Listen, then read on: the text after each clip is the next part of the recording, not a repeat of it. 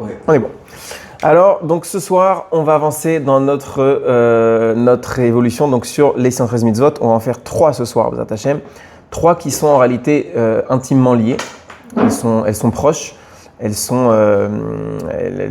rejoignent, si on veut.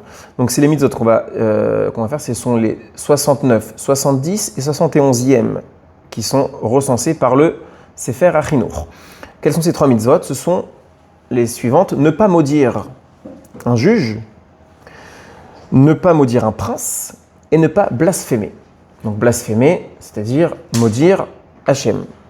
Ok? 3 mitzvot qui sont évidemment liés. Alors on va développer, ce sont 3 mitzvot qu'on appelle des mitzvot lota assez, c'est-à-dire des mitzvot négatives. On a des mitzvot positives, des mitzvot négatives, celles-ci sont des mitzvot négatives. Alors, comment est-ce que c'est écrit déjà la mitzvot de ne pas maudire les juges? C'est intéressant.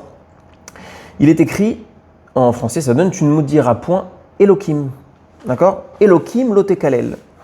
En général, d'ailleurs, dans le pasuk, c'est écrit Elohim lotekalel. Ok? Avec le nom d'Hachem. Le nom Elohim, c'est un des noms divins. D'ailleurs, on verra plus tard qu'il y a 7 noms qu'on appelle des noms ineffables, c'est-à-dire qu'on n'a pas le droit d'effacer. Et Elohim en fait partie. Pourtant, ici, les sages apprennent que quand la Torah parle de Elohim lotekalel, il n'est pas question ici d'Hachem, il est pas question des juges.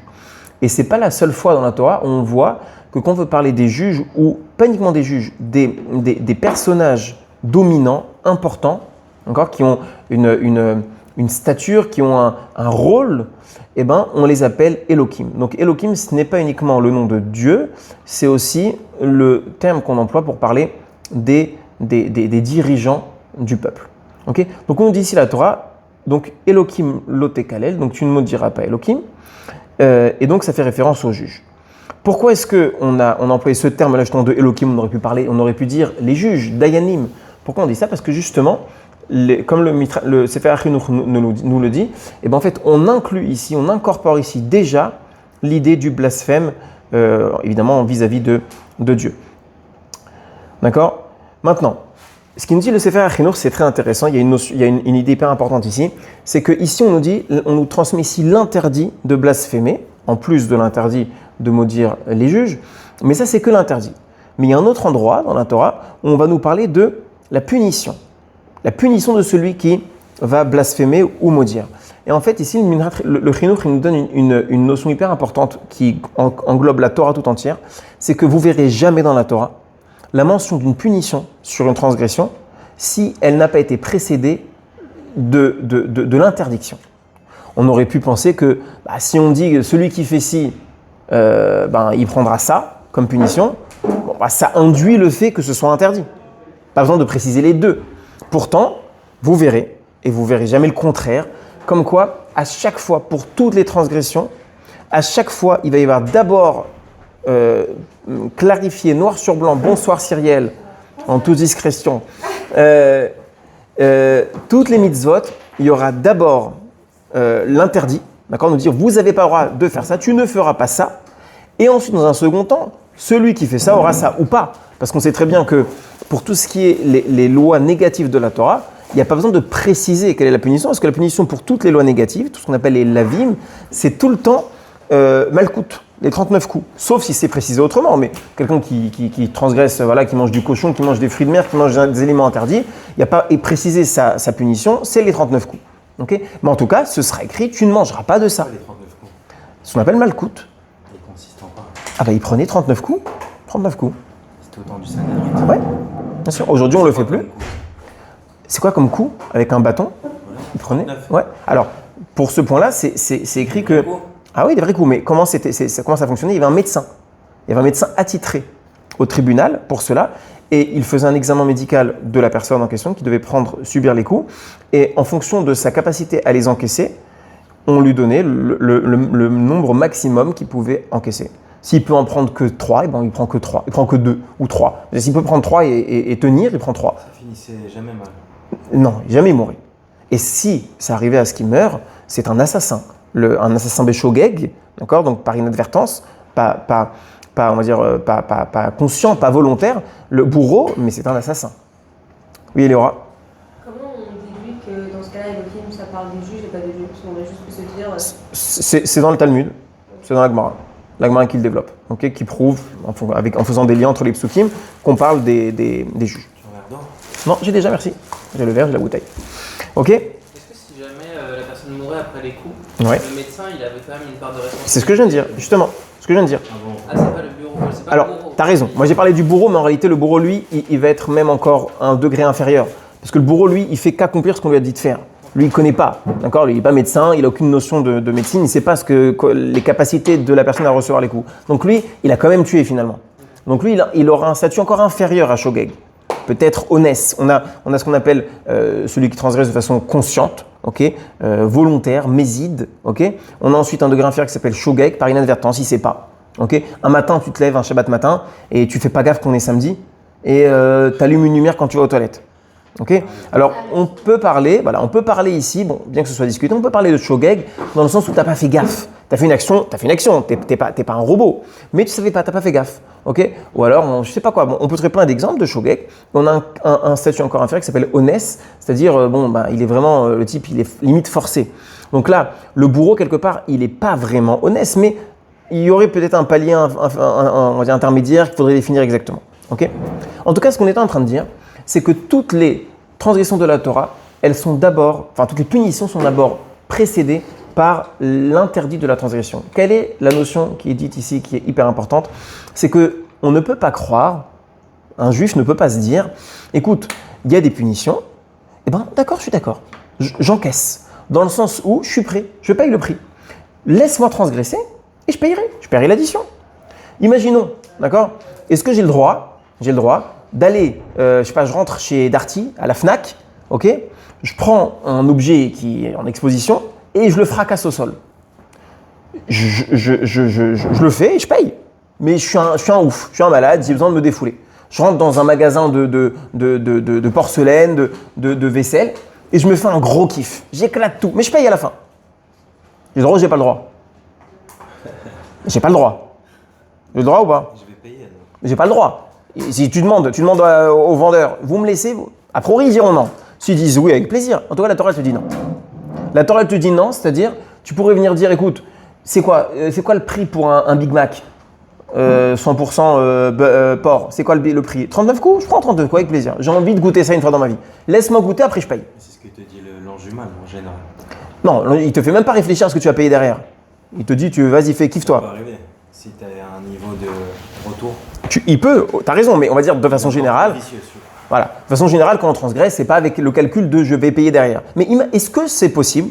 D'accord? On pourrait supposer que la Torah tolère une chose pareille, un comportement pareil où tu dis, c'est quoi? J'ai une grosse tentation à un truc. Alors, ok, il y a un tarif à devoir payer derrière. Je suis prêt. La Torah te dit non. Preuve en est que on ne te dit pas uniquement le prix à payer pour les transgressions, on te dit d'abord l'interdit de le faire. C'est-à-dire, indépendamment du fait que tu veuilles ou pas que tu sois prêt à payer le prix derrière, tu n'as pas le droit. Point barre. D'accord? Ça, c'est une notion que le Chinour nous dit ici et qui est en fait une notion générale pour toute la Torah entière. Ok? Très bien. Alors, pourquoi justement c'est pas l'intention des commandements? Parce qu'en fait, on le sait, on l'a déjà répété et on le répétera autant que nécessaire, pour soi-même déjà, pour nous-mêmes, c'est qu'en réalité, ça, ce serait un calcul qui serait limite entendable si on considérait que finalement, Hachem, dans son intérêt à lui, il nous donne des commandements. Alors après, je peux négocier. Hachem, regarde, c'est pour toi que je le fais. Toi, tu veux que si tu nous imposes une punition en cas de transgression, alors regarde, je te paye la transgression, je t'indemnise. D'accord? Mais en réalité, c'est pas vrai. Parce que c'est pour qui qu'on fait? C'est pour nous. C'est notre bien à nous qu'Hachem nous a donné. Donc ça veut rien dire de dire je fais après je paye. Mais non, c'est pour ton bien à toi. La personne à qui tu vas payer, tu vas pas rembourser. C'est toi qui perds. Donc il n'y a pas de sens. Okay? De là, on voit justement combien, c'est exactement ça l'idée de la Torah, comme quoi les mitzvot, elles sont uniquement dans notre intérêt unique. On a déjà dit ça également, on l'a répété, que c'est un peu difficile à accepter dans un premier temps, mais c'est la réalité, au moins en tout cas, d'après la réflexion, on va dire, rationnelle, et on va dire même plus, comme le Rambam, comme Maïmonide, cartésienne, donc intellectuelle et non pas la réflexion, enfin la vision de la Kabbalah, c'est qu'en réalité, tout ce qu'on fait, ça n'a aucun impact chez Dieu. Okay? Tout ce que je fais, c'est uniquement pour moi. C'est-à-dire que quand dans la Torah, on voit plein de reprises qu'Hachem s'énerve, qu'Hachem n'est pas content, ou alors qu'Hachem il est heureux, ou alors les korbanot, on parle des sacrifices comme quoi ça procure du plaisir à Dieu. Ah ben, Maïmonide nous dit clairement que tout cela, ce sont des images, d'accord ? De considérer que je vais faire une action qui peut embêter Dieu, qui peut l'atteindre, qui peut le toucher. C'est pas forcément faux. Alors, pour Maïmonide, c'est faux. D'après la pensée cartésienne, c'est faux. Pour Maïmonide, c'est faux. D'accord ? Et fondamentalement, ça ne peut être que faux. Pourquoi ? Parce que Dieu, qui est uniquement, qui n'a pas de corps, qui n'est pas physique, ne peut pas non plus avoir de ressentis qui sont liés à l'humain. Ok ? Il est au-dessus, mais il y a une base. Et l'humain, il est dans cette base. C'est quoi au-dessus ? Il n'y a pas au-dessus. Il y a un tout. Le tout, c'est Dieu. Ouais, donc il n'y a pas au-dessus. Parce qu'au-dessus, ça voudrait dire qu'il y a deux éléments, un qu'au-dessus de l'autre. Non. Ça veut dire que l'humain, au-dessus de lui, il y a plein de choses. Ouais. Donc, son comportement a un impact sur chaque chose. Donc, Mais pas sur Dieu. Mais Dieu, c'est des partitions Non.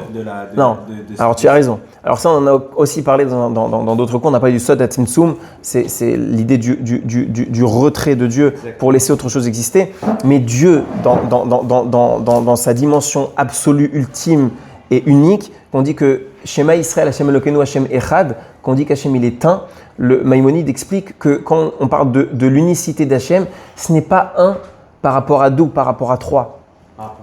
C'est un tout court, c'est une unité qui n'existe pas, qui n'a pas de semblable. D'accord ? Il n'y a rien dans le monde, dans l'univers tout entier, qui soit un. Rien. Rien. Nous sommes, nous, des humains qui sommes différents les uns des autres, mais nous faisons partie, nous appartenons à une espèce humaine. Il y a des planètes, il n'y a qu'une planète Terre. Oui, mais c'est une planète parmi tant d'autres. Il existe tout ce que vous pouvez imaginer et proposer dans le cosmos, rien n'existe en unité, rien, sauf Dieu. Il n'y a que Dieu dans l'univers tout entier qui est un. Et il n'est pas un, pas parce qu'il n'est pas deux, c'est qu'il est un, il est tout. Il est Hashem Echad. D'accord ? Et bien en fait, cette dimension-là, ça procure à Dieu, entre guillemets, le fait qu'il soit complètement au-dessus de tout ce qui peut être considéré comme des sentiments, que nous vivons comme des sentiments, encore de la colère, de la joie, etc. Et donc, il n'est pas impacté. Et donc, en fait, l'idée qui est importante là-dedans, qu'on a déjà dit, encore une fois, c'est que quand je fais des mitzvot, alors quand on a grandi au début, quand on était jeune, on disait, il faut faire les mitzvot pour Hachem, c'est la gratitude, c'est la reconnaissance, tu lui dois bien ça, et ça lui fait plaisir, et ça fait plaisir à plein de monde autour, etc. Non, c'est pas vrai. D'accord ? Ça peut faire plaisir à plein de monde autour, oui, tes parents, tes frères et sœurs, tes amis, ça fait plaisir avec plaisir, mais pas Dieu. D'accord ? Quand tu fais des mitzvot, c'est pour toi que tu fais. Et là, on en a une preuve. Il ne les cite pas de cette façon-là. Il explique de cette façon-là le chinour. Mais en fait, c'est ce qui ressort. C'est qu'il te dit que finalement, tu ne peux pas te permettre de jouer au commerce avec Dieu en disant « je transgresse et je paye derrière ». Parce qu'en fait, ça n'a pas de sens puisque c'est pour toi que tu fais. Et donc, pour toi, ça ne marche pas. Tu ne peux pas te vendre, te dédommager à toi-même. Ok ? C'est la première idée que l'on a sortie d'ici. Ok ? On avance. Alors pourquoi est-ce qu'on nous a interdit, pourquoi la Torah nous a interdit de maudire les juges ? En fait, pour deux raisons. Première raison, c'est pour enlever des juges la crainte du potentiel condamné. Pourquoi ? Parce que si finalement un juge, il sait qu'il a face à lui deux gars, dont un qui est un peu léger, un peu dangereux, et un autre plus sympa, c'est évidemment que les malédictions, et pourquoi pas après passer, d'ailleurs on va voir un peu justement à la suite, passer à l'étape d'après qui est de passer à l'acte, ça fait peur. Donc si on n'avait pas mis justement un interdit clair et puissant, on parle de Dieu ici quand on parle de maudire le juge, très puissant contre celui qui risquerait de transgresser cela et de maudire un juge, et le juge il serait nécessairement influencé ou potentiellement influencé dans sa prise de décision, d'accord, dans le verdict qu'il voudrait exprimer, parce qu'il a peur, il pourrait avoir potentiellement peur de l'un ou de l'autre. Donc on vient et on met le holà directement sur cet interdit pour justement protéger le côté, on va dire, non influençable et comment dire, objectif du juge. Oui. Et pourquoi une personne qui serait par exemple condamnée pour meurtre ou quelque chose comme ça respecterait cette mitzvah alors qu'elle n'a pas respecté un commandement qui est de ne pas tuer par exemple? Alors, tu as raison. Maintenant, les juges ne jugent pas que ça. Les juges peuvent juger tout. Ils peuvent juger une affaire il doit 200 balles, il n'a pas remboursé. Voilà. Tu as raison qu'il y a des situations où le gars, il a tellement transgressé des choses tellement graves que finalement, il n'est plus à sa près. Oui. Il n'est pas obligé. Tu as raison. Totalement. Voilà. Mais vu que les juges, ils sont là pour juger énormément de thématiques différentes, alors l'interdit, il est global. Même si tu as raison que dans certains cas, il y a des bonhommes qui en auraient rien à faire. Ok ? Donc c'est la première chose. Deuxièmement, c'est que le problème, c'est que l'action, en fait, c'est que le démarrage. C'est-à-dire que si on n'avait pas mis, encore une fois, une barrière sur l'expression de malédiction, eh ben, les gens qui commencent à parler, finalement, ça les mène à passer à l'acte. Et donc, en fait, on serait arrivé à une société où les juges sont continuellement attaqués, d'accord, et donc même potentiellement tués, parce que justement, on n'accepte pas la justice qui est dictée par le juge. Donc voilà pourquoi on a mis, encore une fois, une barrière préventive sur même la formulation, sur l'expression de cette malédiction-là, de ce qu'on pourrait dire sur un juge, pour éviter d'en arriver encore plus loin. Ok ? Alors maintenant, l'interdiction de maudire un juge de la Torah, elle n'existe, en tout cas avec la punition qui va avec, que quand on a utilisé les noms d'Hachem. On a utilisé le nom d'Hachem, c'est-à-dire que Hachem te maudisse, okay, en parlant au juge. Maintenant, quels sont les noms d'Hachem ? On sait qu'il existe 4 catégories de noms d'Hachem. Alors, on va les faire ensemble, les 4. Il faut s'en rappeler, c'est assez fondamental quand même comme idée.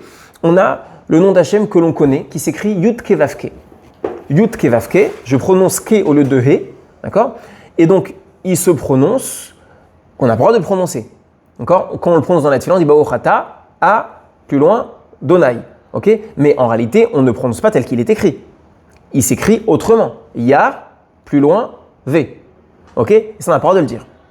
Ok ? Ou vous avez les témoins de, on n'a pas le droit de dire le nom non plus. Ok ? Parce que ça, c'est le nom qui est le nom, le tétragramme que l'on appelle, Yud Ke Vav Ke, on n'a pas le droit de le prononcer tel qu'il est écrit. Nous, on le prononce avec la formulation de Adnout. Adnout, c'est Ado, plus loin, Naï, comme on l'a dit. Ok ? Alors, les deux, que ce soit prononcé tel qu'il est écrit Yud Ke Vav Ke, avec la prononciation qu'on a dit avant, ou alors Ado, plus loin, Naï, ces deux-là, on n'a pas le droit de les prononcer en vain. Ok ? Oui ? Quand c'est écrit dans la Torah, Yud Ke Vav Ke, ouais. On le prononce comment du coup ? Ado. Okay. Et pourquoi toujours. On ne prononce pas Yah ? C'est un nom qu'on n'a pas le droit de prononcer. C'est ce qu'on appelle le Shem HaMeyuchad. Trop puissant. Ouais. Ok. Et pourquoi du coup Ado on a le droit ? C'est un degré inférieur, mais qu'on a le droit de réciter que dans un contexte précis. On ne peut pas le dire pour rien. C'est pour ça que je vous le précise que comme ça. Pardon ? Adoni. Ah non, Adoni, il n'y a pas de problème. Même Adonai en tant que mon maître. Ça, j'ai le droit. Presque pareil. Ouais, t'as raison. Ça dépend le contexte. Ouais. Et qui a décidé des degrés de... Oui, mais il faut étudier. Voilà. Je ne sais pas exactement comment est-ce que c'est écrit dans le Talmud, certainement. C'est dans le Talmud en tout cas. Ouais, bien sûr. D'accord ?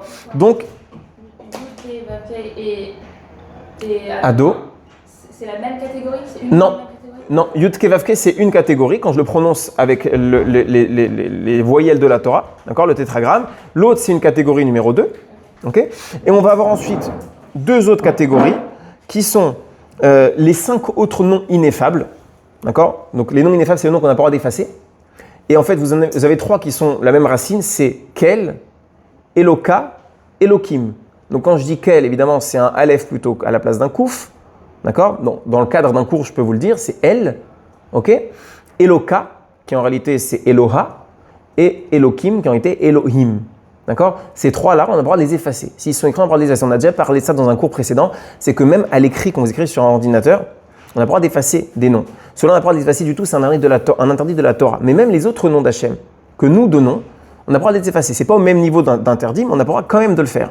Donc quand vous écrivez sur votre clavier, vous tapez un cours, vous écrivez Dieu, il ne faut pas écrire Dieu D-I-E-U, parce que si vous l'effacez, vous avez effacé le nom d'Hachem. Même si c'est pas dans la Torah, c'est nous qui l'appelons comme ça, oui, mais c'est le nom que nous lui donnons. Okay ? Donc on n'a pas le droit d'écrire Dieu de cette façon-là, on a le droit de l'écrire, c'est juste que si on l'écrit, on prend des risques. Donc comment est-ce qu'on écrit Dieu ? D.IEU ou D. tout court.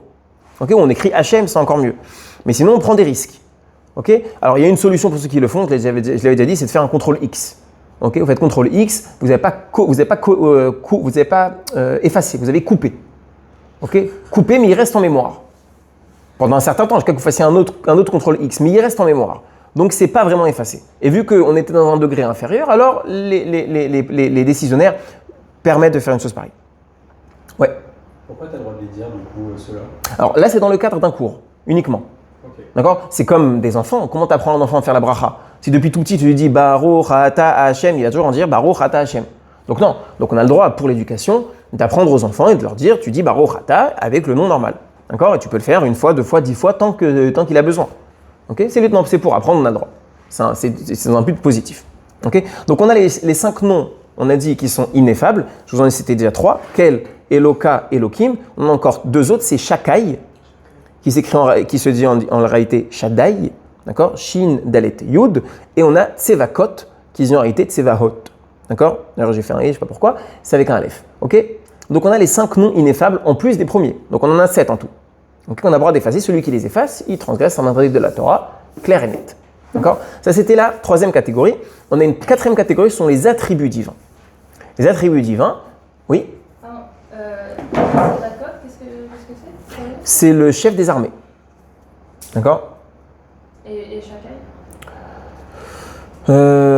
Alors, Shiamar Leolamodai. Shakai, en fait, c'est la contraction de Shiamar Leolamodai qui dit à son monde stop. Mais pourquoi qu'est-ce que ça exprime comme idée particulière? Donc c'est celui c'est le Dieu créateur qui a stoppé la création du monde à un moment donné. Mais pourquoi qu'est-ce que ça exprime cette idée-là? Je ne me rappelle plus. D'accord? Et la 4e catégorie, pardon? Shiamar Leolamo Dai, qui a dit à son monde Dai, stop. Shakai. She Amar She, c'est le chien du début. Shiamar Leolamo Dai. Ok? Donc ça fait Shakai. La 4e catégorie qu'on a citée, c'est celle des attributs. Les attributs divins, c'est par exemple, on va dire Rahum, Hanun. Rahum, c'est le miséricordieux. D'accord? On va parler aussi, on va employer le terme du créateur, le créateur. Ok? C'est également un attribut qu'on confère à Dieu. Ok? Et bien également, ça fait partie, c'est la 4e catégorie des noms qu'on n'a pas le droit d'effacer.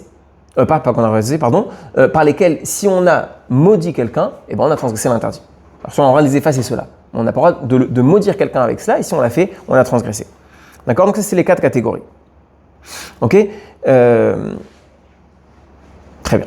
Donc, celui qui aurait maudit un de ces juges-là avec un de ces noms qui fait partie de ces 4 catégories, il a transgressé et il est passible de la peine qu'on va citer tout de suite pour cette transgression-là. Par contre, s'il l'a fait avec un autre des autres moyens, donc pas avec cela, par exemple, il lui a dit voilà, qui ne soit pas béni ou alors maudit soit un tel, sans mentionner un nom d'Hachem, il a fait un interdit, mais c'est pas au même niveau, il n'aura pas la peine que la Torah a prévue pour celui-ci.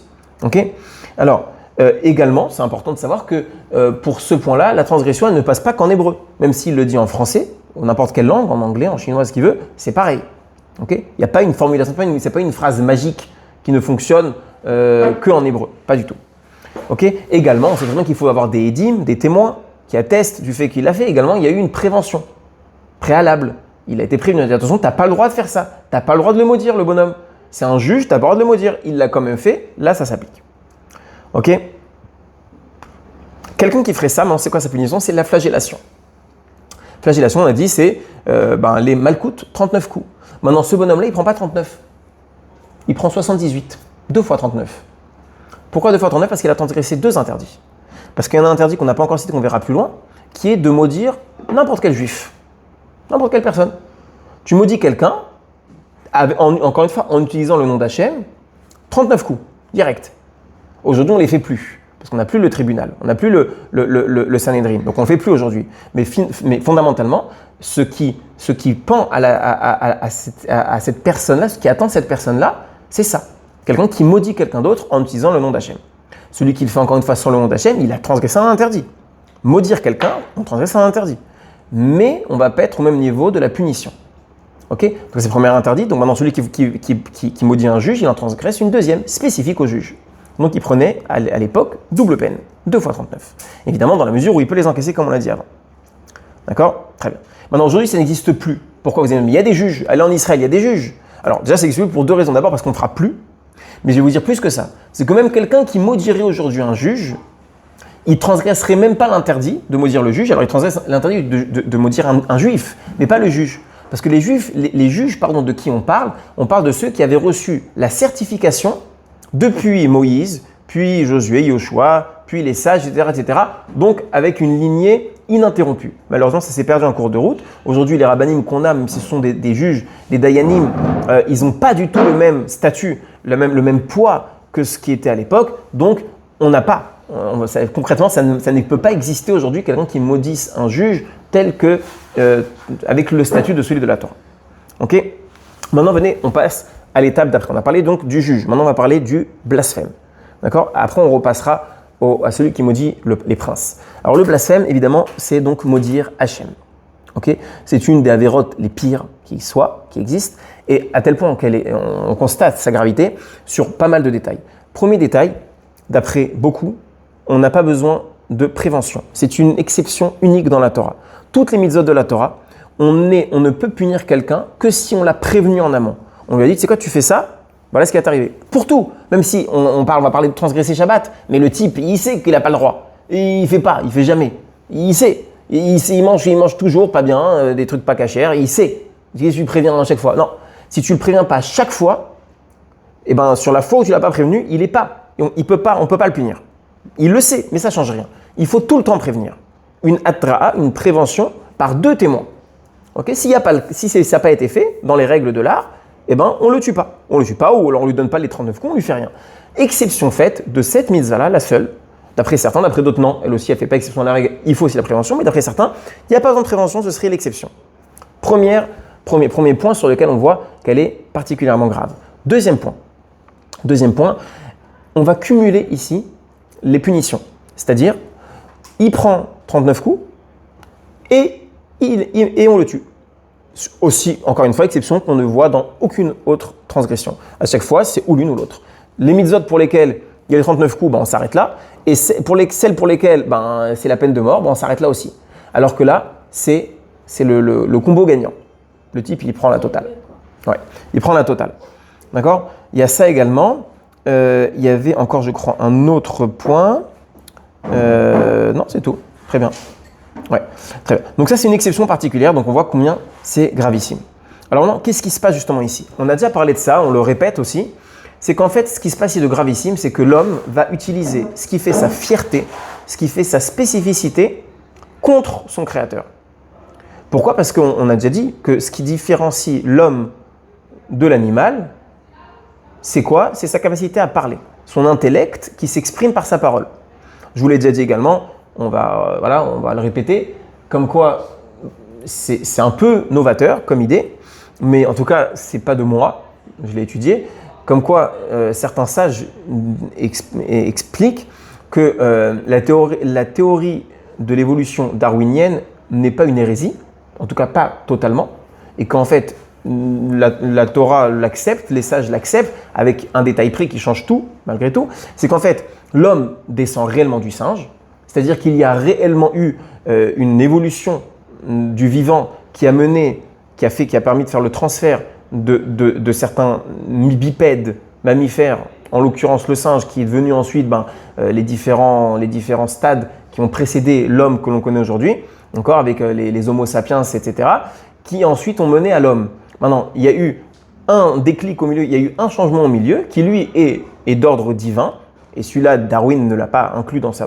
théorie. Ça veut dire qu'à un moment donné, Hachem, il a sélectionné 2 bipèdes, un féminin et un masculin. Il leur a insufflé la capacité intellectuelle qui s'exprime par la parole. Et c'est devenu Adam et Ève. Mais en réalité, à l'époque d'Adam et Ève, il y avait, quand eux, ils ont eu la capacité de parler, il y avait autour d'eux énormément d'autres bipèdes qui leur ressemblaient comme 2 gouttes d'eau, qui étaient des Homo sapiens. Il y en avait plein. Des bipèdes, ce n'est pas des hommes. Parce que la définition d'un homme n'est pas par le fait qu'il ait 2 yeux, une bouche, et voilà, comme nous, d'accord, un humain. C'est pas ça qui définit un humain. Un homme, ce qu'il définit, c'est sa capacité intellectuelle. Et donc, c'est d'ailleurs aussi ça qui peut permettre de comprendre un peu l'histoire avec le serpent qui serait venu charmer Chava. Depuis quand un serpent vient charmer Chava ? Et bon, après, il y a encore une difficulté, c'est qu'il parlait là-bas. Bon, on ne va pas rentrer dans le détail, on sort du sujet. Mais en tout cas, ce que je voulais vous dire ici, c'est que ce qui est gravissime là-dedans, c'est que l'homme va utiliser ce qui fait sa fierté, ce qui fait sa grandeur, ce qui fait sa force, ce qui fait son statut supérieur à tout le reste du monde, il va l'utiliser contre Hachem. Et bien cela, c'est quelque chose qui est gravissime et qui justifie de façon claire le fait que ce soit puni de façon aussi sévère. Ok ? Très bien. Également,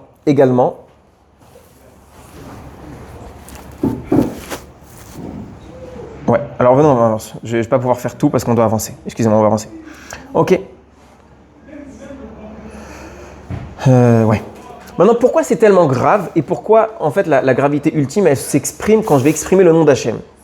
Parce qu'encore une fois, quand on parle du blasphème, on parle que je blasphème Hachem en exprimant son nom. Pourquoi c'est gravissime? Parce qu'en fait, si vous voulez, le nom d'Hachem, c'est la seule chose que nous possédons de Dieu. Ça aussi, c'est une idée importante. Dieu, on ne possède rien de lui, on ne connaît rien de lui, on ne sait rien de lui, on n'a aucune information sur lui. On a sa Torah, qu'on étudie évidemment, mais de son identité, on ne connaît rien, hormis son nom. C'est intéressant, on n'a peut-être jamais réfléchi à cela. On ne sait pas, Dieu il ne ressemble à rien. Dieu, on n'a pas de moyen de percevoir son essence. Uniquement par l'étude de la Torah, comme on l'a dit, et ce qui le définit, c'est par son nom. Et donc en fait, quelqu'un qui utiliserait le nom de Dieu, qui est le seul vecteur qui nous a été donné, pour un petit peu pouvoir palper son existence, il l'utilise contre lui, c'est évidemment extrêmement gravissime. D'accord? T'as dit autre chose, t'as dit que l'homme, il agit contre le Créateur en montrant qui il est. Tu peux approfondir cette idée? Que l'homme? Il agit contre le Créateur dans le seul but de montrer son unicité. Non, j'ai pas dit ça. Je te jure. Je comprends différemment. J'ai dit ça? Alors je crois pas avoir dit ça. T'as dit autre chose peut-être, mais dans un sens Répète l'idée. Que l'homme montre sa simplicité pour agir contre le Créateur. Non, j'ai dit que l'homme utilise sa spécificité. Ouais, pardon. D'accord? Il utilise ce qui fait son essence, ce qui fait son identité, son unicité, d'accord, dans l'entièreté des êtres vivants contre Hachem. Et ça, c'est gravissime. Mais où tu veux en venir? Quel exemple? Quel exemple? Non, je parle de la parole. La parole, c'est ce qui définit l'homme. Qu'est-ce qui te différencie, toi, d'un animal? Je t'écoute. Qu'est-ce qui nous différencie, nous? L'organisation, Oui, mais qu'est-ce qui nous permet d'avoir tout cela? C'est notre intellect. Ils en ont, Non, pas à notre niveau. D'accord? Ils vont avoir des instincts. à leur niveau. Alors nous, on a un intellect. Cet intellect, il s'exprime par la parole. On a déjà dit ça également, que quand, dans la Torah, tout au début de Bereshit, il est écrit que Hachem, il va créer l'homme, il écrit « Vatei Adam le Nefesh Chaya ». Okay? C'est quoi Nefesh Chaya? Nefesh Chaya, c'est quoi? Un être de vie. Comment est-ce que le Onkelos, encore le Targum, nous explique ce que dit Nefesh Chaya? Il dit « Ruach Memalela », c'est-à-dire un être capable de parler. Ce qui définit l'homme, c'est sa capacité de parole. Un homme qui viendrait utiliser sa capacité de parole contre Hachem, c'est-à-dire qu'il vient et en fait il se rabaisse en deçà encore de l'animal. Parce que l'animal, il n'a pas de capacité de parole, mais on ne peut pas lui reprocher. Il n'a pas cela, on ne lui a pas donné. Quelqu'un qui on lui donne et l'utilise contre Hachem, c'est gravissime. Ça revient à ce que tu disais par rapport à la malédiction, c'est ça? Oui, exactement. Et en fait, si vous voulez, cette idée-là de la gravité de la parole, là on en parle dans le blasphème, mais en réalité, elle est présente dans plein de domaines. On connaît très bien tous la gravité du lachon hara, encore, de la médisance, de la calomnie, du colportage. Pourquoi? Pourquoi c'est tellement grave? Encore une fois, c'est pour la même chose. Parce que ce qui fait l'homme, ce qui est la spécificité de l'homme, c'est sa capacité de parole. Et si on utilise cet outil-là que Dieu nous a donné, qui est supérieur à n'importe quel autre être vivant, contre sa volonté, c'est encore pire. Tout est grave. Hachem nous a donné la capacité de voir, et malheureusement, pas tout le monde ne l'a. Et nous qui l'avons, quand on utilise cette capacité-là contre lui, c'est gravissime. Okay? C'est comme, prenez un exemple vraiment tout à fait commun. Un parent qui vous offre, je sais pas moi, un objet, n'importe lequel, un parent qui offre un ballon à son fils, et son fils, il prend le ballon, il shoot, il éclate la vitre. Bon, c'est encore pire, parce que je t'ai offert quelque chose, et tu l'as utilisé contre. Et donc là aussi, Hachem nous a donné des capacités, on l'utilise contre. Okay? Donc évidemment que c'est grave, mais la capacité de la parole, c'est encore plus grave, parce que c'est vraiment ce qui définit l'homme. Donc quand on néglige, on banalise, et on dénigre cette faculté que l'on a, et en fait, on rejette complètement notre dignité humaine. Voilà pourquoi c'est encore plus grave. Alors maintenant, comment est-ce qu'on faisait concrètement? Quand on arrive au tribunal, on a un bonhomme qui a, malheureusement, dans la Torah, c'est écrit qui a maudit. Enfin, qui a maudit, nous on dit qui a béni Dieu, parce qu'on parle de façon propre. Maintenant, comment est-ce qu'on fait? On a deux témoins qui viennent qui disent, voilà, messieurs les juges, monsieur un tel a béni, entre guillemets, Dieu. Maintenant, on a besoin d'entendre ce qu'il a dit. Comment est-ce qu'on fait? Eh bien, tout le temps du déroulé du jugement, on n'exprimait pas la vraie formulation qui avait été utilisée. Parce que c'est gravissime. On ne peut pas se permettre de ramener ça. Normalement, à chaque fois, il faut ramener des notions claires, précises. On ne peut pas amener des approximations. Mais dans tout le déroulé, d'abord, on mettait des images pour remplacer le nom d'Hachem par un autre mot. Parce qu'on ne peut pas se permettre de répéter la formulation exacte. Ça, c'est dans un premier temps. Mais au moment où on devait maintenant valider, on arrive à la fin. Ok, il a dit ça. C'est gravissime, il y avait des témoins, et prévention ou par prévention, on a déjà dit. Maintenant, on va devoir aller au bout, on va devoir statuer, on le tue, on ne le tue pas.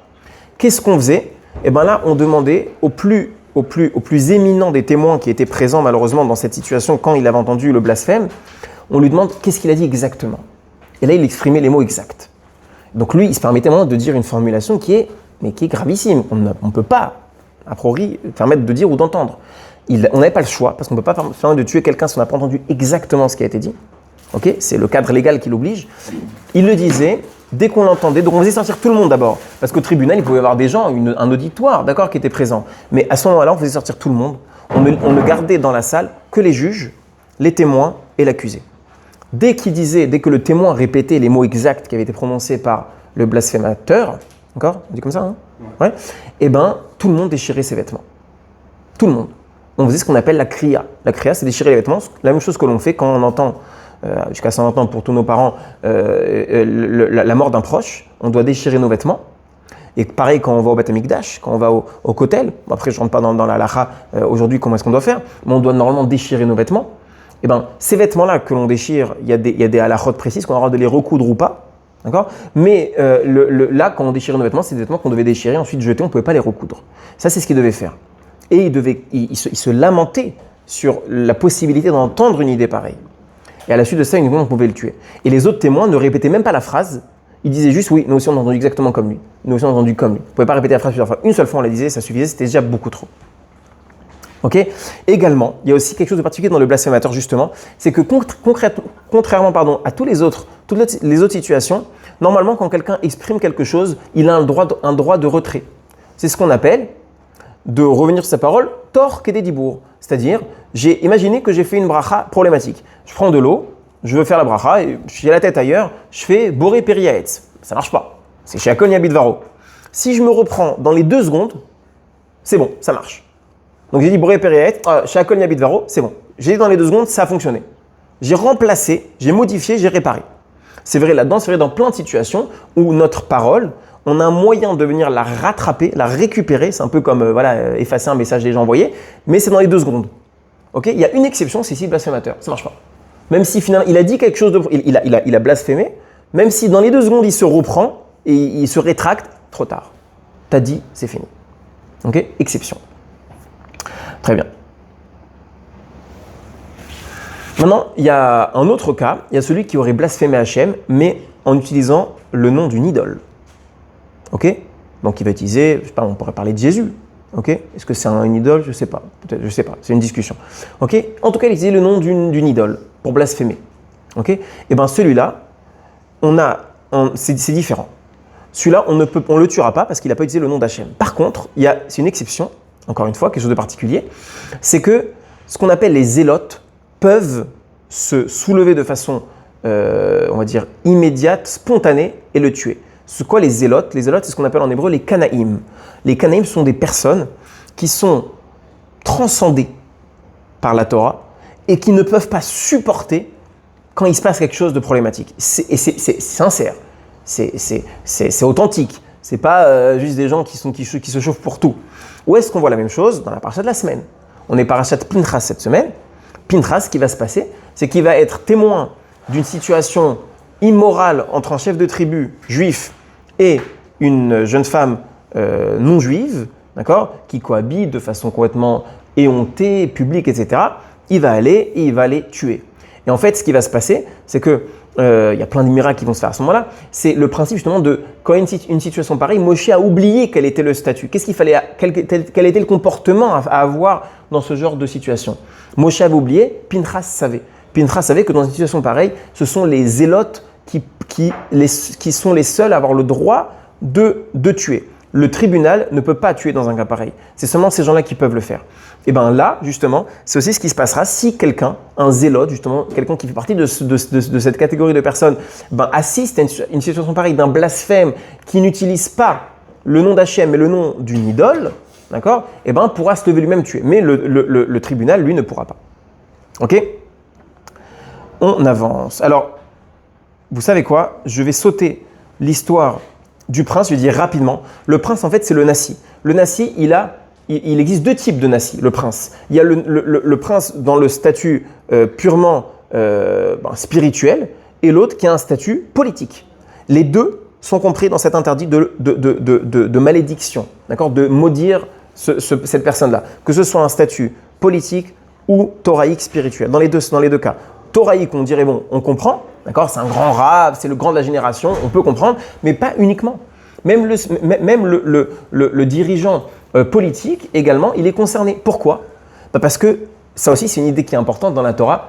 Ça va à l'encontre de ce qu'on pourrait imaginer d'un certain idéal de la société où on est tous égaux, machin. Non, il faut qu'il y ait un chef. Il faut une autorité dominante dans le peuple. Pourquoi ? Pour une raison simple, c'est que nous sommes tous animés par des avis, des prises de position particulières, personnelles, et ça ne fonctionne pas.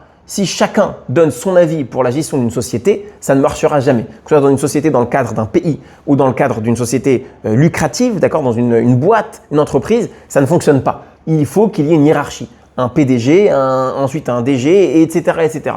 Il faut nécessairement une hiérarchie et c'est ce que la Torah souhaite. La Torah a mis en place les Nessim, justement, parce qu'il y a ce besoin-là d'une hiérarchie. Et même, quand bien même un Nassi, donc un président, un dirigeant, pourrait avoir des fois des prises de position qui sont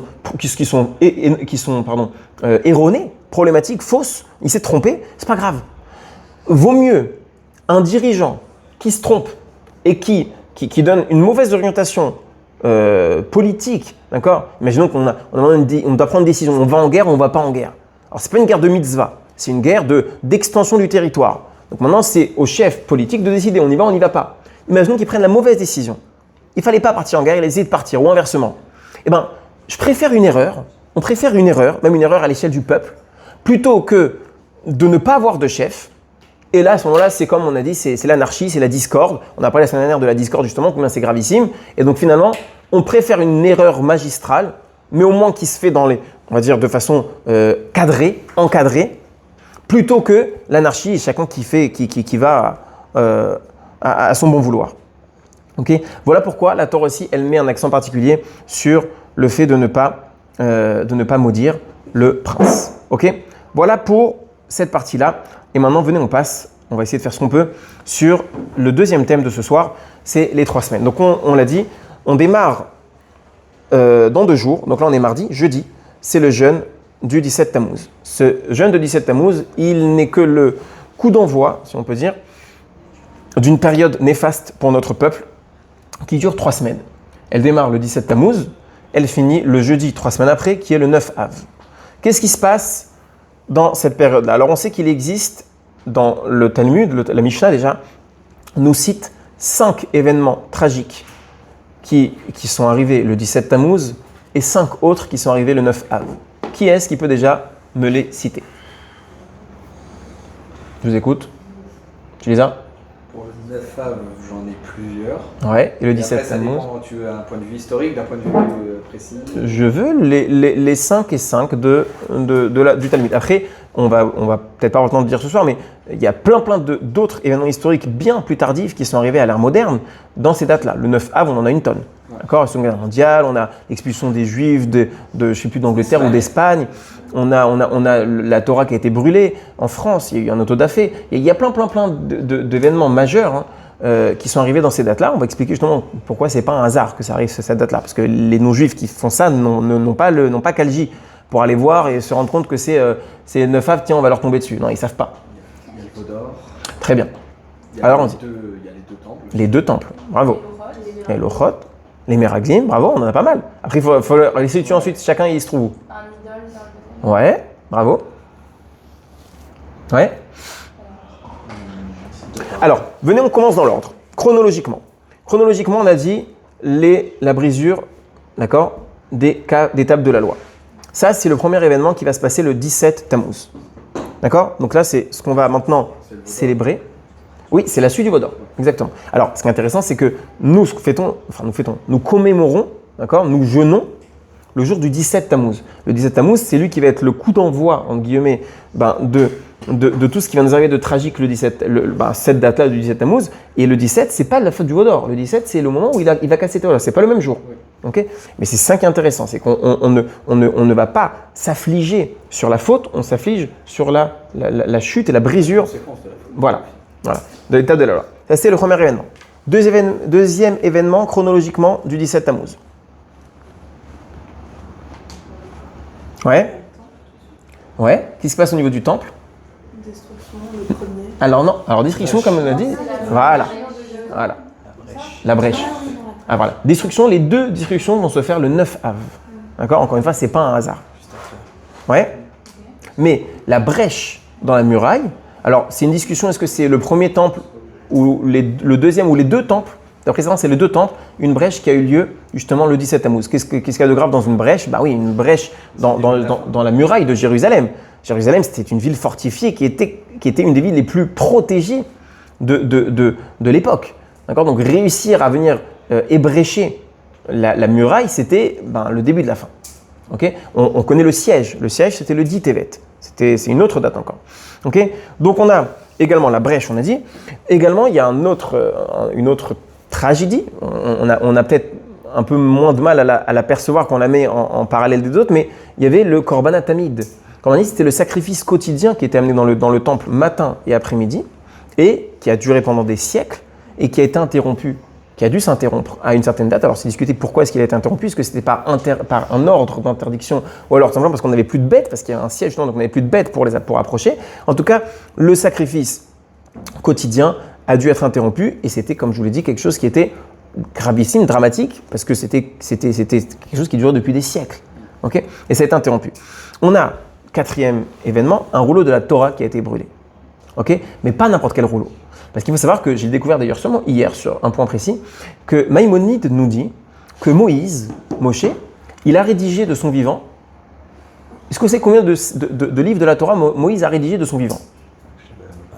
Alors, on en connaît un, au moins un, celui qui se trouvait dans l'étape dans l'arche, d'accord? Ce qu'on appelle le Aaron. Comment il a pu en rédiger autant? Parce qu'il a dû le faire au fur et à mesure. Ouais, alors on est dit sûr que c'est lui qui l'a terminé de l'écrire. Donc... D'accord, c'est discuté pour la fin, pour les quelques derniers psukim. D'accord. Mais en tout cas. Donc c'est-à-dire quoi? Il avait plusieurs rouleaux qui mettaient à jour au fur et à mesure. Ouais, exactement, il avançait, ou je ne sais pas exactement comment ça s'est fait. En tout cas, Maïmonide nous dit que Moïse a écrit 13 rouleaux. Pourquoi 13 rouleaux? Parce qu'en fait, il en a écrit un pour chaque tribu. Encore 12 tribus, un pour chaque tribu, et un 13e qu'on a stocké en tant que modèle dans le Aaron HaKodesh. Malheureusement, on n'en a aucun de ces 13-là aujourd'hui. Petite idée quand même où ils sont. Petite idée. En tout cas, peut-être un ou deux. D'accord? Avec le reste, malheureusement. Avec le reste. Si, on sait où c'est. Oui. Malheureusement, on sait où c'est. On va pas le chercher. On va aller chercher. Bon courage. Il y a des trucs qui ont été cachés, il y a ce qui a été caché. Oui, mais il y a une partie, et on sait très bien, tu vas à Rome et tu vois très bien tu vois Moi, je parle de ce qui la a été gravure. caché au premier temple. Et Oui, c'est certainement. Parce que techniquement, même la Ménorah. Parce que c'est pas volontaire. Les Romains, c'est pas La Ménorah, elle est là-bas. qui a été fabriquée. Je sais pas. Non, on parle au Vatican. Au Vatican? Celui qui rentre au Vatican, il devient fou? Pourquoi il deviendrait fou? Ah, qui voit? Je sais pas. Je sais pas. On est déjà tous fous. Je sais pas. En tout cas, c'est clair quand vous voyez à Rome, il y a une gravure sur une sorte d'arche comme ça, comme un arc de triomphe mais tout petit.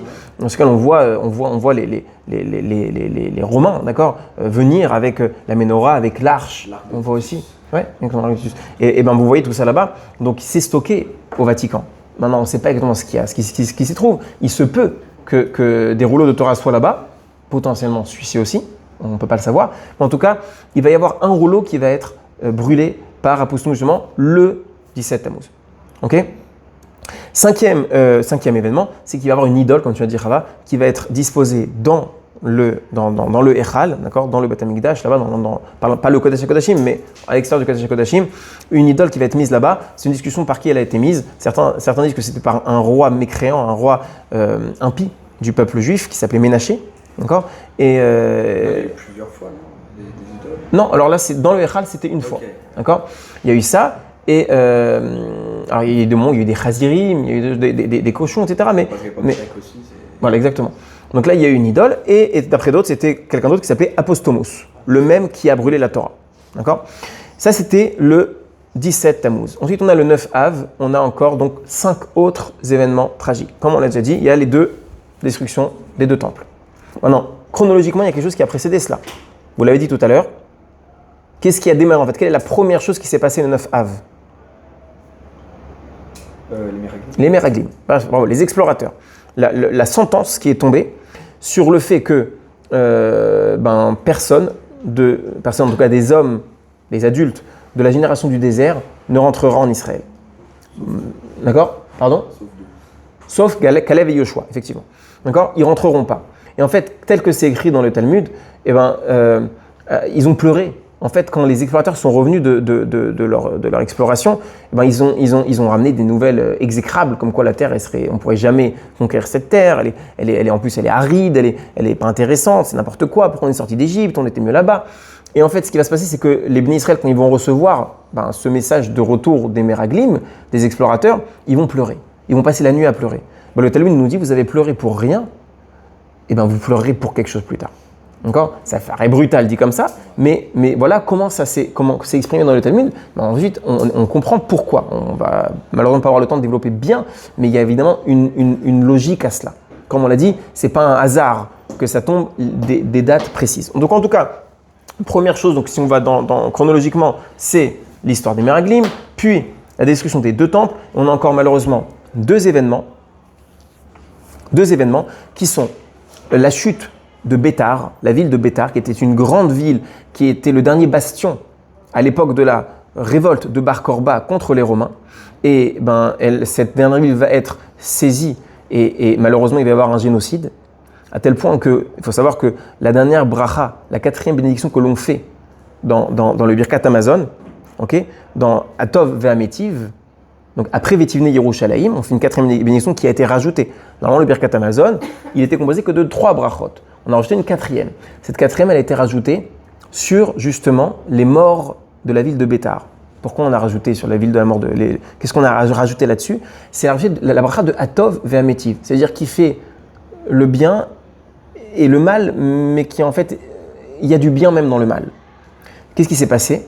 En fait, il y a eu un vrai génocide, des dizaines ou des centaines de milliers de personnes qui ont été tuées, à tel point qu'on dit qu'il y avait des rivières de sang. Non, vraiment, c'est tragique ce qui s'est passé là-bas. Et en fait, le miracle positif qui s'est passé dans cette histoire-là, gravissime, dramatique, c'est que les corps n'ont pas pourri. Quand ils sont venus des autres villes pour ensuite constater les dégâts et commencer à enterrer les morts, normalement, après quelques jours, les corps pourrissent. Et là, non, les corps n'avaient pas pourri. Donc on a dit... Pardon? Surtout que c'est pas la région la plus droite du pays. Exactement. Donc on dit Atov, c'est-à-dire qu'Hachem, il est bon, et que même dans les situations dramatiques, se cache encore du bien. Voilà pourquoi on a rajouté cette bracha-là d'Atov Ve'ametiv, pour remercier Dieu et pour prendre conscience, pour en créer cette conscience-là de Dieu. On va tout de suite rebondir sur ce point-là, justement, du fait qu'on voit la bonté, qu'Hachem place de la bonté même dans le négatif. Et en tout cas, le 5e point qui s'est passé à Tisha B'Av, c'est le fait que la ville de Yerushalayim fut labourée. Quand on dit qu'elle a été labourée, alors plus que souillée, c'est labourée, avec des charrues et des bœufs. Et en fait, c'était pour accomplir, il n'a pas fait pour ça, mais en fait, c'était une des prophéties que l'on avait, comme quoi que la ville de Jérusalem serait labourée. Et elle a été labourée.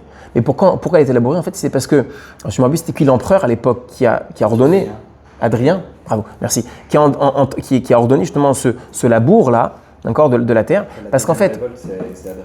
Ouais. C'est lui qui a rebaptisé le pays, la ville et tout. Ouais, exactement. En fait, il voulait complètement éradiquer et enlever, retirer du peuple juif l'espoir de pouvoir, pardon? Qui a fait déporter tout le monde en fait. Aussi, ouais. Il voulait retirer aux juifs l'espoir d'un jour pouvoir récupérer leurs terres et leurs origines. C'est lui qu'on cite. Et donc, d'ailleurs. Adrianus Kessa, exactement. Ouais. Et donc, ce qu'il a fait, c'est que, vu qu'on avait donc Arabaït, la montagne, le mont du Temple, qui était la plus haute montagne de Jérusalem à l'époque, lui, il a voulu nous casser ça, faire qu'on puisse plus avoir le moindre espoir d'y arriver. Il a fait labourer là-bas jusqu'à retirer, je crois, 300 amotes, 150 mètres de terrain qu'il a fait retirer trace par du du labour. Pardon? Il a fait enlever la moindre trace du temple, quoi. Exactement, et du coup, c'est pour ça que quand vous allez à Jérusalem aussi, au début, je me posais la question, vous allez à Jérusalem, vous voyez qu'il y a des montagnes bien plus hautes autour. Que Jérusalem, pourtant, c'est censé être le point le plus haut. Bah, c'était le point le plus haut. Mais il a fait labourer. Imaginez-vous, si j'ai bonne mémoire, hein, c'est 300 amotes, ça fait 150 mètres, c'est énorme. Ok? Il a fait retirer ça. Tu as dit ce qui s'est passé, donc la cinquième tragédie de Tisha B'Av. Maintenant, Ah, j'ai pas compris. L'histoire de labourer, je comprends pas. alors Adrien, qui a voulu justement nous enlever tout espoir de pouvoir repartir à Jérusalem, il a fait labourer la colline, le Harabaït, le mont du temple. Il a fait labourer et donc il y avait une certaine hauteur. Il a fait tellement labourer dessus que ça a enlevé de l'épaisseur. Il a cultivé, non. Non, Il a non, voulu ouais. Il a tout Exactement. retourné, quoi. Exactement. Il D'accord. est au-delà des fondations, il a carrément tout rasé en fait. Ouais. Alors, on va pas avoir le temps de tout dire, mais on a déjà peut-être le Ben Ishraï qui explique que pourquoi est-ce qu'il y a eu 2 fois 5. C'est pas un hasard non plus. Le Talmud, la Mishnah, quand elle nous parle des événements, elle parle de 2 fois 5. Alors d'abord, elle dit pas 10, ok? Et, parce qu'en fait, c'est 2 dates différentes en même temps. Mais pourquoi 5? Pourquoi 2 fois 5? En fait, le Ben Ishraï explique que 2 fois 5, c'est parce que ça nous est arrivé, ces malheurs nous sont arrivés malheureusement en retour des transgressions de notre peuple, des 2 fois 5 commandements. D'accord? Les 10 commandements contiennent en essence toute la Torah. Et ben en fait, c'est pas sans raison. Si ça nous est arrivé, c'est évidemment qu'il y avait une raison. Et c'est parce que c'était la transgression qui nous a mené à cela. Ok? Maintenant, ce qui est intéressant, c'est de voir le bien qui se cache dedans. Regardez comment c'est écrit. Dans la Mishnah, quand on parle des louchot qui vont être brisés, comment est-ce que c'est écrit? Dans la Mishnah, c'est écrit Nishtabru al louchot. Les louchot ont été brisés, se sont cassés. Nishtabru, elles se sont cassées. Mais si on connaît l'histoire, les louchot ne se sont pas cassées toutes seules. C'est Moshe qui les a cassées. Comment est-ce que Moshe les a cassées? Il les a jetées. Pourtant, on dit qu'elles se sont cassées. Comme si elles se sont cassées d'elles-mêmes. D'ailleurs, c'est intéressant aussi de voir que les louchot, justement, étaient sur 2 tablettes différentes. Pourquoi pas une seule tablette qui regroupe les 2? C'est aussi un clin d'œil sur le fait qu'il y avait une prédisposition à ces tablettes à être séparées. Pourquoi? En fait, on connaît le Midrash. Le Midrash qui nous dit que au moment où les Bnei Israël ont transgressé la faute du veau d'or, Hachem il est venu voir Moshe, il a dit Moshe, on arrête tout. On arrête tout. Je tue tout le monde. Je tue tout le monde et on redémarre à zéro avec toi. Nouveau peuple. Il s'appellera plus le Ham Israël, il s'appellera le Ham Moshe. Il n'y aura plus de Ham Israël. Fini, on arrête tous. Ce qu'ils ont fait est gravissime. Je dois les exterminer. Moshe qui répond à Hachem, mais Hachem, mais pourquoi? Pourquoi? Qu'est-ce qu'ils ont fait pour mériter cela? On dit, ils ont fait l'idolâtrie. Ils ont fait un veau d'or. Et Moshe qui répond à Hachem, mais Hachem, c'est écrit où qu'on ne fait pas le veau d'or? Qu'on n'a pas le droit de faire l'idolâtrie et que c'est la peine de mort? Il dit, c'est écrit dans la Torah. Il dit, quelle Torah? Celle-là là. Et il jette à terre. Il n'y a plus rien écrit. Où il y a écrit maintenant? Voilà comment le Midrash nous raconte l'histoire de Moshe qui brise l'étape de la loi. Moshe, il a cassé ses lois pour effacer toutes les preuves de la transgression des bénis d'Israël et de la punition qui devait suivre. Voilà ce que Moshe il a fait.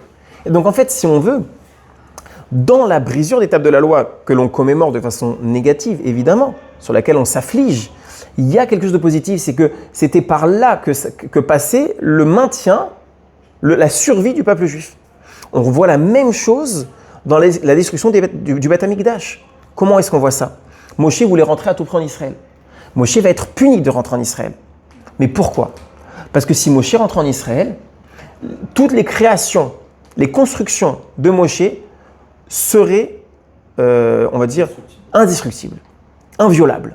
Donc Moshe serait rentré en Israël, aurait construit un Beth Amikdash. Ce Beth Amikdash n'aurait jamais pu être détruit. Malheureusement, l'histoire voulait. L'histoire, malheureusement, elle est faite de cela, du fait que y a des gens qui transgressent. Et donc, il aurait fallu que le courroux d'Hachem, encore une fois, c'est une façon de parler, comme on dit tout à l'heure, il n'y a pas de courroux d'Hachem, c'est mécanique, quand on faute, on paye. Mais il fallait que ça tombe sur quelque chose. Et donc, c'était le choix. C'était soit Moshe rentre en Israël, construit Beth Amikdash, qui ne peut plus être détruit. Donc, s'il y a une colère qui doit s'exprimer, ce sera sur les humains, sur les hommes, sur le peuple. Hachem, pour éviter cela, il va empêcher Moshe de rentrer pour que le Beth Amikdash qui va être construit plus tard ne soit pas inviolable, indestructible, et pour que, malheureusement, quand ça devra arriver, c'est lui qui paye plutôt que ce soit nous qui payons. Voilà comment est-ce qu'on voit que dans la tragédie se cache quelque chose de positif. Autre idée, et on va pas tarder à s'arrêter, c'est que la concomitance des dates, elle nous apprend quelque chose d'extrêmement important. Quand on se rend compte que toutes les tragédies que nous avons connues, les 10 majeures en tout cas du Talmud, et même qu'on voit plus tard en réalité, comme je vous l'ai dit, les différentes tragédies même modernes qui sont arrivées dans ces dates-là, ça nous fait prendre conscience d'une chose, la providence divine. Si on avait des tragédies qui arrivaient de façon complètement hasardeuse et aléatoire, on pourrait dire, Chazvé Shalom, que finalement, on a un peuple qui est livré un petit peu au destin, et qu'au bon vouloir des peuples et des agressions de tout un chacun, alors on subit et on meurt et on paye et on se fait oppresser, etc., et les différents génocides. Mais non, c'est pas au bon vouloir des peuples, c'est pas hasardeux, tout est programmé, tout est écrit. Ça veut dire qu'ici, il y a une providence, il y a Dieu qui orchestre les choses. Si ça nous arrive, c'est pas gratuit. C'est la providence. Pourquoi ? Évidemment que nous n'avons pas les réponses à tout. Pour ce qui est écrit pour les Meraglim, avec les descriptions des temples, c'est écrit. Pourquoi est-ce que ça nous est arrivé ? Le Talmud dit clairement, pour les différentes transgressions, pour l'un, pour le deuxième, etc. Mais la leçon qui est hyper importante là-dedans, justement, c'est de se rendre compte de la providence divine qui se cache là-dedans. Ok ? On va finir sur autre chose, c'est intéressant aussi, c'est qu'il y a un midrash qui dit aussi, en fait non, autrement, on va dire autrement et après on s'arrête. Le Talmud nous dit que le 17, la brèche dans le temple, dans la muraille de Jérusalem, s'est faite le 17 Tammuz. Par contre, on a le prophète qui parle de la date du 9. On a une contradiction entre deux sources. Le prophète, c'est-à-dire le prophète, lui, il a une prophétie, c'est Dieu qui lui parle, qui parle du 9 Tammuz. Et on a en face le Talmud qui parle du 17 Tammuz. Alors il faut se mettre d'accord. Le prophète se serait trompé, ou le Talmud s'est trompé, comment ça fonctionne ? Et bien en réalité, nous ça j'explique que le prophète a reçu l'information de Dieu. Donc c'est Dieu qui a dit le 9. Comment est-ce que Dieu il a dit le 9 alors que c'est passé le 17 ? Comment ça marche ? Et bien nos sages expliquent avec une parabole. C'est comme un père qui est tellement peiné des souffrances qui touchent son fils qu'il s'embrouille et quand il est en train d'écrire quelque chose, il note mal. Et Hachem, il a mal noté. Au lieu de noter, de transmettre l'information du 17, il a dit le 9. Bizarre quand même. Comment est-ce qu'on dit le 9 ? C'est quoi la lettre qui représente le 9 en hébreu ? C'est le tet. Ok ? Quelle est la première apparition de la lettre tet dans la Torah ? Dans le mot tov. Le mot tov. Le tet exprime le tov. Pour toutes les lettres de la Torah, pour savoir ce que la lettre représente, il faut regarder sa première apparition dans la Torah. Le tet, c'est le tov. Le tet représente le tov, le bon, la bonté, le bien. Autre détail intéressant, quelle est la valeur numérique du mot tov ? 17. Vous prenez tet, ça fait 9. Le vav, il fait 6. Plus le 2, ça fait 15. Plus 2, ça fait 17. En fait, le tet se trouve dans le mot tov qui représente le tet dans son essence absolue, qui fait 17. Quand Hachem, il va venir et il va transmettre au prophète l'information que la brèche se fera le 9, en fait, il lui dit le tet. Il lui dit pas le 9 avec le chiffre 9, il dit le tet. Quel est le tet ? Le tet, c'est le tov. C'est-à-dire que ça va se passer le 17. Il lui dit que ça va se passer le 17. Sauf que le prophète, on nous le répétait tel qu'il a vu. Il a vu le 9, il a vu le tet, il a dit le tet. Non, Hachem lui exprimait le 17. Sauf qu'il a voulu l'exprimer le 17 d'une façon à lui faire comprendre que oui, c'est une tragédie. Évidemment que c'est une tragédie. Mais c'est une tragédie qui s'inscrit dans un plan global. Certes, on n'était pas obligé d'y passer. Si on dit ça, alors à ce moment-là, ça justifie dans le sens où de toute façon, ça doit arriver. Alors, on peut agir tel que l'on souhaite et finalement, ce qui doit arriver arrivera. Non, mais finalement, ça s'inscrit dans quelque chose qui est un plan global qui n'a pas échappé, si vous voulez, à la mainmise et au contrôle divin. Rien n'échappe. Okay, on pourrait Chazvé Shalom penser que finalement Dieu, entre gros guillemets, n'a pas réussi à protéger son temple, à protéger sa ville, et les oppresseurs, les envahisseurs étaient trop puissants. Chazvé Shalom, évidemment, ce n'est pas possible. Dieu a laissé les choses se faire. Okay, ça, c'est le message qui se cache ici, encore une fois, aussi. Okay, alors, on va finir sur ça en disant que ce jeudi, on a un jeûne 17 Tammuz, c'est un jeûne qui est hyper important. Si nous sommes aujourd'hui, le Talmud nous dit, les sages nous disent comment, j'ai pas les noms, quand je dis les sages, que j'ai pas retenu exactement les noms, mais c'est une idée connue que chaque génération qui ne voit pas la reconstruction du troisième temple, elle doit se sentir concernée au même niveau que si le temple avait été détruit dans sa génération. Si nous ne méritons pas la construction du temple, on doit se sentir responsable de sa destruction. La non-reconstruction équivaut à la destruction. Et donc, quelque part, il faut prendre conscience du manque que l'on a. Ça, c'est encore un autre thème de comprendre ce qui nous manque quand on n'a pas le temple. Mais prendre conscience qu'il nous manque quelque chose de fondamental et que sans réparation de notre part de ce qui a causé justement ces torts-là, rien ne pourra se faire. C'est pour cela que ce qui est hyper important, c'est de prendre conscience que jeûner de façon active, en ne mangeant pas, en ne buvant pas, c'est le béaba. Mais malheureusement, c'est un piège. C'est un piège dans lequel il ne faut pas tomber. Parce qu'on a trop tendance à se suffire du côté très superficiel de la chose, en respectant donc les instructions. On ne boit pas, on ne mange pas depuis 4 heures et quelques, je ne sais quelle heure, jusqu'à 22 heures et quelques. D'accord ? Mais finalement, ça s'arrête là. Et c'est un vrai piège. Parce qu'en fait, ce qu'on attend de nous, ce n'est pas justement de ne pas manger, de ne pas boire uniquement. Évidemment qu'on doit le faire aussi, mais c'est minime, c'est microscopique, c'est dérisoire à côté du vrai, de ce qu'on attend réellement de nous, qui est une vraie prise de conscience de la gravité de nos actions, que ce soit les nôtres ou celles de nos ancêtres, qui a causé cela. Mais finalement, comme on l'a dit, c'est encore nos actions qui font que nous ne sommes, encore une fois, pas méritants à ce que ça change et que ça évolue et que finalement on mérite le temple. Donc ça nécessite encore un autre cours de comprendre finalement qu'est-ce qui a causé cela pour savoir sur quoi il faut travailler pour modifier ça. Et en fait, en reprenant les différents points qui ont causé, qui se sont passés dans ces deux dates-là, on peut comprendre et percevoir et palper les différentes transgressions, les différents problèmes qui se sont passés pour savoir qu'est-ce qu'on doit réparer. Mais ça nécessite un autre cours. J'espère qu'on aura l'occasion de le faire ensemble. Voilà pour ces deux thèmes qu'on a eu le temps, avec un peu de dépassement, de conclure. Et je vous félicite déjà d'avance pour votre participation. Et on fait notre petit tour habituel. Jérémy, petit sourire, on ne te voit pas souvent, profitons-en. Maxime, je te vois, ne te cache pas, on te voit. Voilà, merci à tous.